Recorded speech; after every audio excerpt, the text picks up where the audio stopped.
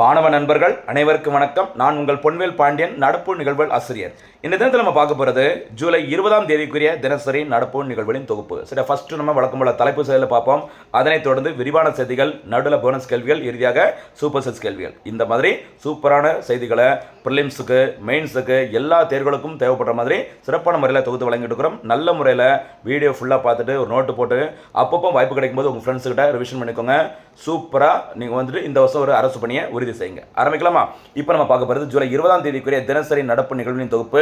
அதில் ஃபர்ஸ்ட் நம்ம பார்க்க போகிறது இன்றைய தினத்திற்கான தலைப்பு செய்திகள்.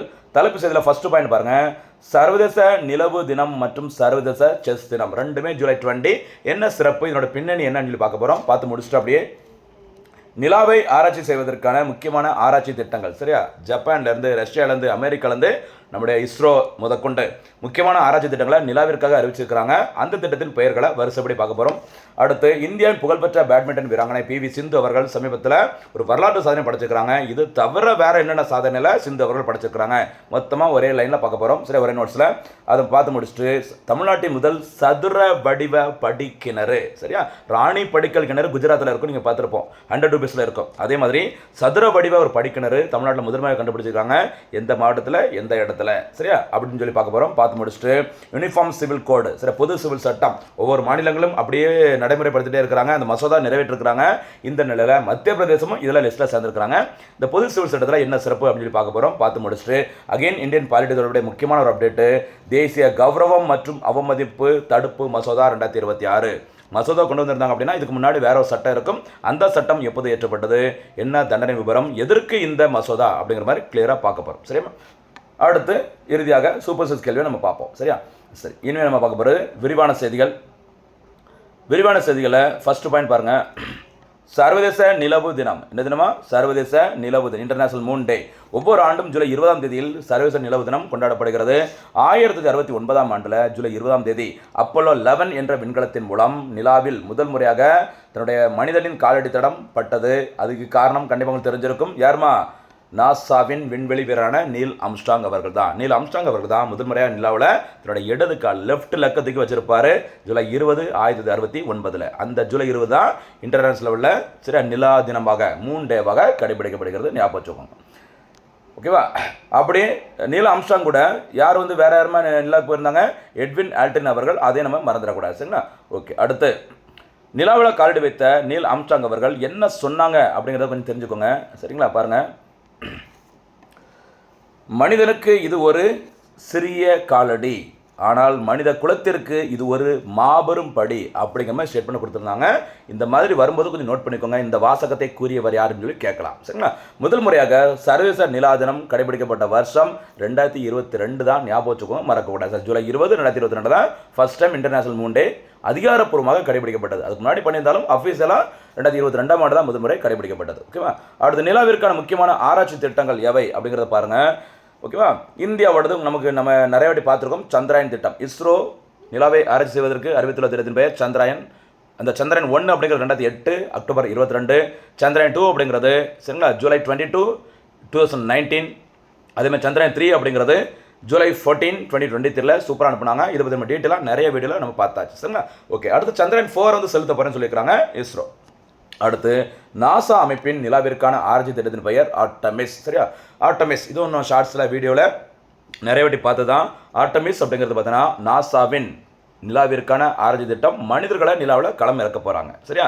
இதுக்கு பிறகு 1972ஆம் ஆண்டிற்கு பிறகு, சரி, ஜூலை 20, 1969 நீல் ஆம்ஸ்ட்ராங் ஃபர்ஸ்ட் டைம் நிலாவில் கால் வச்சாங்க. அதுக்கப்புறம் 6 முறை 12 மனிதர்களை நிலாவில் தரையிறக்கியிருக்கிறாங்க நாசா. அதுக்கப்புறமா 72க்கு பிறகு எந்த ஒரு முயற்சியும் எடுக்கல நிலாவுக்கு மறுபடியும் ஆராய்ச்சி பண்ணுறதுக்கு, மனிதர்களை அனுப்புறதுக்கு. மறுபடியும் பார்த்தீங்கன்னா, சரிங்களா, ஆர்டமிஸ் அப்படிங்கிற திட்டத்தின் மூலம் மீண்டும் நிலாவிற்கு மனிதர்களை அனுப்புறேன்னு சொல்லியிருக்கிறாங்க. ஆல்ரெடி ஆர்டமிஸ் 1 அப்படிங்கிறத திட்டத்தை செயல்படுத்தியாச்சு. ஜஸ்ட் விண்கலம் மட்டும் போயிட்டு வந்தது. இந்த ஆர்டமிஸ் 2 திட்டத்தில் 4 விண்வெளி வீரர்களை நிலாவை சுற்றி வர வச்சாங்க, ஆர்பிட்டர் மட்டும். அடுத்து ஆர்டமிஸ் 3 மூலமாக விண்வெளி வீரர்களை நிலாவில் தரையிறக்கம் செய்ய வைக்க போகிறாங்க. ஞாபகம் வச்சுக்கோங்க, நாசா. அடுத்து ஜப்பான் நாட்டின் விண்வெளி ஆராய்ச்சி நிறுவனம், அதோட பேர் ஜாக்சா. இந்த ஜாக்சா நிறுவனத்தின் அந்த நிலாவிற்கான ஆராய்ச்சி திட்டத்தின் பெயர் ஸ்லிம், சரியா? 2023 தான் அனுப்புனாங்க. வெற்றிகரமாக அனுப்பப்படுது அந்த ஸ்லிம் ஜப்பானோட திட்டம், மறக்காதீங்க. அதே மாதிரி அதுக்கு போட்டியாக இந்தியாவோட சந்திராயன் 3 ஜப்பானோட ஸ்லிம் இதுக்கெல்லாம் போட்டியாக ரஷ்யா நிலாவிற்கான ஒரு ஆராய்ச்சி திட்டத்தை செயல்படுத்தினாங்க. ஆனால் அது தோல்வியில் முடிவடைந்தது. அதோட பேர் பார்த்துக்கோங்க லூனா 25. சரியா, இதுதான் நிலாவிற்கான ஆராய்ச்சி திட்டம். அடுத்து சர்வதேச சதுரங்க தினம் என்னன்னு சொல்லி பாருங்க. சரியா, சர்வதேச சதுரங்க தினம் இன்டர்நேஷனல் செஸ் டே கொண்டாடப்படும் நாள் இது. அதுவும் பார்த்தீங்கன்னா ஜூலை 20 தான். அதுக்கு காரணம் ஜூலை 20, 1924 அன்று இன்டர்நேஷ்னல் லெவலில் இந்த சர்வதேச இந்த செஸ்ஸுக்கான கூட்டமைப்பு என்ன பேர் ஃபிடே, FIDE, இந்த ஃபிடே அமைப்பு உருவாக்கப்பட்ட நாள் தான் ஜூலை 20, 1924. அதை முன்னிட்டு இந்த ஜூலை 20 தான் இன்டர்நேஷனல் செஸ் டே அப்படின்னு சொல்லிட்டு அதை பரிந்துரை செய்தது, முன்மொழிந்தது யார் பார்த்தீங்கன்னா யுனெஸ்கோ அமைப்பு. சரியா, இந்த இடத்துல ஒரு போனஸ் கேள்வி, யுனெஸ்கோ அமைப்பு எப்போது உருவாக்கப்பட்டது, அதனுடைய தலைமையிடம் எங்கே இருக்குது? சரிங்களா, கரெக்டாக சொல்லுங்க பார்க்கலாம். அடுத்து சர்வதேச செஸ் தினம் முதல் முறையாக கொண்டாடப்பட்ட வருஷம் 1966 மறந்துடாங்க. சரி, 66ஆம் ஆண்டில். ஓகேவா. அதே மாதிரி இந்த ஃபிடே அமைப்பின் ஹெட் குவார்ட்டர்ஸ் எங்கே இருக்குன்னு பார்த்தீங்கன்னா சுவிட்சர்லாந்தின் இந்த லோசான் நகரில் அமைந்துள்ளது. மறக்காதீங்க, விட்டுறக்கூடாது. சரியா. அடுத்து முக்கியமான ஒரு விளையாட்டு செய்தி பாருங்கள். விளையாட்டுத் துறைகளில் இந்தியர்கள் முக்கியமாக பெண்கள் நிறையா சாதிச்சுட்டு இருக்கிறாங்க. அதில் முக்கியமான ஒரு சாதனை பெண்மணி PV சிந்து. ஒரு வரலாற்று சாதனை படைச்சிருக்காங்க. என்னன்னு சொல்லி பாருங்க. இந்திய நட்சத்திர பேட்மிண்டன் வீராங்கனை PV சிந்து அவர்கள் ஜப்பானின் தலைநகரம் டோக்கியோவில் நடைபெற்ற ஜப்பான் ஓப்பன் பேட்மிண்டன் தொடரின் மகளிர் ஒற்றையர் பிரிவில் சாம்பியன் பட்டத்தை வின் பண்ணியிருக்கிறாங்க. அவங்க யார் இறுதிப் போட்டியில் வின் பண்ணாங்க அப்படின்னு பார்த்தீங்கன்னா புகழ்பெற்ற ஜப்பான் பேட்மிண்டன் வீராங்கனை அகானே யமாகுச்சி. சரியா, அவங்கள வின் பண்ணியிருக்கிறாங்க ஸ்ட்ரெயிட் செட்டில். ஓகேவா. இதன் மூலம் என்ன சாதனை சொல்லி பாருங்க. ஜப்பான் ஓப்பன் அந்த பேட்மிண்டன் பட்டத்தை வென்ற முதல் இந்தியர் மற்றும் இந்தியாவிற்கு முதல் சூப்பர் 750 என்ற மகுடத்தை பெற்று தந்த வீராங்கனை அப்படிங்கிற சாதனையை PV சிந்து அவர்கள் படைச்சிருக்கிறாங்க. இதுக்கு முன்னாடி PV சிந்து அவர்கள் சரியா பிரேசிலின் ரியோ டி ஜெனிரோவில் நடைபெற்ற 2016ஆம் ஆண்டில் நடைபெற்ற ஒலிம்பிக் போட்டியில் சம்மர் ஒலிம்பிக் போட்டியில் பார்த்தீங்கன்னா சில்வர் மெடல் வின் பண்ணாங்க. அதேமாதிரி டோக்கியோ ஒலிம்பிக்ஸ் 2020 ஆனால் 21 நடந்தது. அந்த போட்டியில் வெண்கல பதக்கத்தை வென்றவர் PV சிந்து அவர்கள். இதன் மூலம் பேக் டு பேக் அடுத்தடுத்த ஒலிம்பிக் போட்டிகளில் பதக்கம் வென்ற முதல் இந்திய வீராங்கனை அப்படிங்கிற சாதனை படைத்தவர் PV சிந்து. பேட்மிண்டனில் பதக்கம் வென்ற 2 பதக்கங்களை வென்ற முதல் இந்திய வீராங்கனை ஒலிம்பிக் போட்டியில் அப்படின்னு சாதனை படைத்தவரும் PV சிந்து அவர்கள் தான். அதே மாதிரி 2019ஆம் ஆண்டில் உலக சாம்பியன்ஷிப் போட்டியில் சரியா தங்க பதக்கத்தை வின் பண்ணாங்க PV சிந்து அவர்கள். அதே மாதிரி உலக வேர்ல்டு டூர் ஃபைனல்ஸ் அப்படின்னு சொல்லுவாங்க, அதிலையும் பட்டத்தை வென்ற முதல் இந்தியர் அப்படிங்கிற சாதனை படைத்தவரும் PV சிந்து அவர்கள் தான். சரிங்களா, சூப்பர். கொஞ்ச நாளாக நிறைய வின் பண்ணலை PV சிந்து அவர்கள். அதனால் அவங்க மேலே இருந்த ஒரு நம்பிக்கை போயிருந்தது. சரியா, நமக்கு தான் நம்பிக்கை போயிருந்தது, ஆனால் அவங்களுக்கு நம்பிக்கை போகல. விடாமுயற்சியாக ப்ராக்டிஸ் பண்ணாங்க, சாதிச்சுக்கிறாங்க. அதுமாதிரி நம்மளாலையும் முடியும்னு நினைக்கிறேன். தொடர்ந்து சூப்பராக நல்லா படிங்க. கண்டிப்பாக அடுத்த வரும் போட்டிகளில் நல்லபடியாக ஒரு ரிசல்ட்டை கொடுத்து ஒரு சாதனை வெற்றியை படைக்க முடியும். அடுத்து தமிழ்நாடு தொடர்புடைய முக்கியமான செய்தி பாருங்கம்மா. தமிழ்நாட்டின் முதல் சதுர வடிவ படிக்கிணறு. சரி, ஒரு ஸ்கொயர் ஷேப்பில் இருக்கும், படிக்கட்டு மாதிரி உள்ளே இருந்துகிட்டே இருக்கும். சரிங்களா, இப்போ தான் ஆராய்ச்சி ஸ்டார்ட் பண்ணியிருக்கிறாங்க. உள்ளே வேறு என்னெல்லாம் இருக்க போகுது அப்படிங்கிறத படிப்படியாக கண்டுபிடிக்க போகிறாங்க. பாருங்கள், இந்த ஆராய்ச்சி நடைபெற்ற மாவட்டம் தென்காசி மாவட்டத்தில் கரிவளம் வந்த நல்லூர், அங்கே தான் அகழ்வு ஆராய்ச்சி பணி நடைபெற்று வருகிறது. அதில் இருக்கிற ஒரு சின்ன ஊர் தான் மலையடிப்பட்டி. எந்த ஊர்மா? மலையடிப்பட்டி. இனிமேல் அடிக்கடி நியூஸில் வரும், கொஞ்சம் பார்த்துக்கோங்க. தமிழ்நாடு தொல்லியல் துறை சார்பில் அகழ்வு ஆராய்ச்சி பணிகள் நடைபெற்ற இடம் மலையடிப்பட்டி, அமைந்துள்ள இடம் கரிவளம் வந்த நல்லூர், அமைந்துள்ள மாவட்டம் தென்காசி. சரியா, இங்கு கீழடிக்கு சரியா சிவகங்கை மாவட்டத்தில் இருக்க அந்த கீழடிக்கு இணையான 2500 ஆண்டுகள் பழமையான சங்க காலத்தை சேர்ந்த சதுர வடிவ செங்கலால் உருவாக்கப்பட்ட படிக்கிணறுகளும் முதுமக்கள் தாழியும் உள்ளிட்ட நூற்றுக்கணக்கான பொருட்களை கண்டுபிடிச்சிருக்கிறாங்க மலையடிப்பட்டி. இனி அடிக்கடி நியூஸில் வரும், மறந்துடாது. சரிங்களா, ஓகே. தமிழகத்தில் நடைபெற்ற தொல்லியல் அகழ்வு ஆராய்ச்சிகளில் முதல் முறையாக சதுர வடிவிலான செங்கல் படிக்கிணறு இங்கு கண்டெடுக்கப்பட்டுள்ளது. இதுதான் முக்கியமான நியூஸ். என்னமா, சதுர வடிவிலான செங்கலால் உருவாக்கப்பட்ட ஒரு படிக்கிணறு தமிழ்நாட்டில் ஃபர்ஸ்ட் டைம் கண்டுபிடிக்கப்பட்ட இடம். மறுபடியும் சொல்கிறேன், மலையடிப்பட்டி, கரிவளம் வந்த நல்லூர், தென்காசி. இந்த டோரா ப்ரோக்ராம் மாதிரி தான். சரியா, மலை காடு அப்படி சொல்லுங்க, அந்த மாதிரி தான் ஞாபகம் வச்சுக்கோங்க. தென்காசி, கரிவளம் வந்த நல்லூர், அங்கே இருக்கிற மலையடிப்பட்டி. சரிங்களா, சூப்பர். அடுத்து போலாமா? அடுத்து இந்தியன் பாலிட்டி தொடர்புடைய முக்கியமான ஒரு அப்டேட்டு.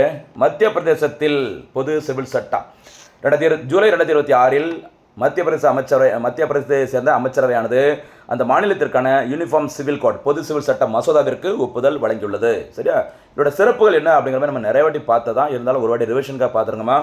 இந்த பொது சிவில் சட்டத்தின்படி திருமணம் மற்றும் வயது தொடர்பான ஒரு செய்தி. குறைந்தபட்ச திருமண வயது ஆண்களுக்கு சரிங்களா இந்த டேட்டில் பாருங்கள் 21ஆகவும் பெண்களுக்கு 18ஆகவும் தொடர்கிறது. சரிங்களா, அடுத்தபடியாக அனைத்து திருமணங்களும் கட்டாயமாக பதிவு செய்யப்பட வேண்டும். பதிவு செய்யப்படாத திருமணம் செல்லாதுன்னு சொல்லிக்கிறாங்க. அதே மாதிரி லிவின் உறவில் சொல்லுவாங்க, லிவின் உறவில் இருப்பவர்கள் ஒரு மதத்திற்குள் தங்கள் உறவை பதிவு செய்ய வேண்டும். பதிவு செய்யலைன்னா சிறை தண்டனைன்னு சொல்லிக்கிறாங்க, 5 ஆண்டுகள் வரைக்கும். சரிங்களா? அதே மாதிரி திருமணமான ஆண் ஒருவர் மற்றொரு பெண்ணுடன் லிவின் உறவில் இருந்தால் அவருக்கு 5 ஆண்டுகள் வரை சிறை தண்டனை விதிக்கப்படும். ஞாபகம் வச்சுக்கோங்க. சரிங்களா? அடுத்தபடியாக பழங்குடியினருக்கு எஸ்டி மக்களுக்கு இந்த சட்டத்திலிருந்து விலக்கு வழங்கப்படுகிறது. இது எல்லா ஸ்டேட்லையும் இதான் செயல்படுத்தியிருக்கிறாங்க. கொஞ்சம் பார்த்துக்கோங்க. சரிங்களா? இதுக்கு முன்னாடி இந்த பொது சிவில் சட்டமானது வேற எங்கெல்லாம் செயல்படுத்தியிருக்காங்கன்னு பார்த்தீங்கன்னா, உத்தரகாண்ட் அது ஃபர்ஸ்ட் ஸ்டேட்டு, அதனைத் தொடர்ந்து குஜராத், அதனைத் தொடர்ந்து அஸ்ஸாம், இந்த லிஸ்ட்டில் ரீசெண்டாக மத்திய பிரதேச மாநில அரசும் வந்திருக்காங்க. ஞாபகம் வச்சுக்கோங்க. சரிங்களா? அடுத்தபடியாக நம்ம பார்க்க போகிறது தேசிய கௌரவம் அவமதிப்பு தடுப்பு மசோதா. பாருங்கள், இது முக்கியமானது. பெரிய லெவலில் நியூஸில் இனிமேல் வரும் பாருங்கள். இந்திய தேசிய சின்னங்களை அவமதிப்பதை தடுக்கும் சட்டம் 1971 ஏற்றிருந்தாங்க. அப்படி ஏற்றப்பட்ட அந்த சட்டத்தில் ரீசெண்டாக ஒரு திருத்தம் கொண்டு வந்திருக்கிறாங்க. சரியா? எதுக்குன்னு சொல்லி பாருங்க. சரிங்களா? அதான் தேசிய கௌரவம் அவமதிப்பு தடுப்பு மசோதானது புதிய நாடாளுமன்ற மழைக்கால கூட்டத்தொடரில் அறிமுகப்படுத்தப்பட்டுள்ளது. அதை இன்றைய தினத்தில் அறிமுகப்படுத்தியிருக்கிறாங்க. சரி, அதில் என்ன அறிவிச்சுன்னு சொல்லி பாருங்கள். தண்டனை விபரம்: வந்தே மாதரம் பாடலை பாடுவதற்கு இடையூறு செய்தாலோ, வேண்டுமென்றே முழுமையாக பாட மறுத்தாலோ, அவமரியாதை செய்தாலோ அது சட்டப்படி குற்றமாக கருதப்பட்டு அவர்களுக்கு 3 ஆண்டுகள் வரை சிறை தண்டனை விதிக்கப்படும். இதுதான் அந்த 1971 சட்டத்தில் கொண்டு வந்த ஒரு அமெண்ட்மெண்ட். சரி, அவர் திருத்தம் கொண்டு வந்திருக்கிறாங்க. மசோதாவை அறிவுறுத்திருக்கிறாங்க. இது முறைப்படி செயல்படுத்தப்பட்ட பிறகு இந்த 3 ஆண்டு சிறை அப்படிங்கிற வரும். சரிங்களா? என்ன சொல்லியிருக்கிறாங்க? வந்தே மாதரம் பாடலை பாடுவதற்கு யாராச்சும் சரி இடையூறு செஞ்சாலோ, வேணுமென்னே அந்த பாடலை பாட முடியாதுன்னு சொல்லி மறுத்தாலோ, அவமரியாதை செய்தாலோ அது சட்டப்படி குற்றமாக கருதப்பட்ட அவர்களுக்கு 3 ஆண்டுகள் வரை சிறை தண்டனை அப்படி சொல்லியிருக்கிறாங்க. சரியா? அதுமாதிரி சட்ட பாதுகாப்பு பாருங்கள். தேசிய கொடி மற்றும் தேசிய கீதத்திற்கு இணையாக வந்தே மாதரம் தேசிய பாடலுக்கும் சட்டப்பூர்வ அந்தஸ்து மற்றும் பாதுகாப்பு வழங்கப்படுகிறது இந்த புதிய சட்டத்திருத்த மசோதாவின் படி. சரியா? சூப்பரான செய்திமா, விட்டுறாதீங்க. அடுத்ததாக இன்றைய தினத்திற்கான சூப்பர் 6 கேள்விகள். முதல் சூப்பர் 6 கேள்வி என்னன்னு சொல்லி பாருங்க. சர்வதேச நிலவு தினம் எப்போது கடைபிடிக்கப்படுகிறது? செகண்ட் கொஸ்டின், பொது சிவில் சட்டம் தொடர்புடைய இந்திய அரசமைப்பு சரத்து எது? தேர்ட் கொஸ்டின், அகழ்வு ஆராய்ச்சி பணிகள் நடைபெற்று கொண்டிருக்கும் மலையடிப்பட்டி எந்த மாவட்டத்தில் அமைந்துள்ளது? ஃபோர்த் கொஸ்டின் பாருங்க. ஜப்பான் ஓப்பன் பேட்மிண்டன் போட்டியில் சாம்பியன் பட்டத்தை வென்ற முதல் இந்தியர் யார்? இந்திய வீராங்கனை. உங்களுக்கு தெரியும், ஈஸியாக சொல்லிடுவீங்க.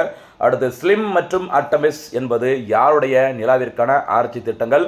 அதே மாதிரி இந்தியாவின் சந்திரன் விண்கலம் எப்போது வெற்றிகரமாக நிலாவிற்கு அனுப்பப்பட்டது? இதான் இந்த சூப்பர் 6 கேள்விகள். வீடியோ ஃபுல்லாக பார்த்துட்டு நல்ல முறையில் சூப்பராக பதில் சொல்லிட்டு தேர்வில் வெற்றி பெறுங்கள். சரிங்களா? இந்த கேள்வி கேட்குறது எதுக்கு அப்படின்னு பார்த்தீங்கன்னா ரிவிஷனுக்காக தான். சரியா? அதனால் ஃபுல்லாக வீடியோ பார்த்துட்டு நீங்களே சொல்லி பாருங்கள்.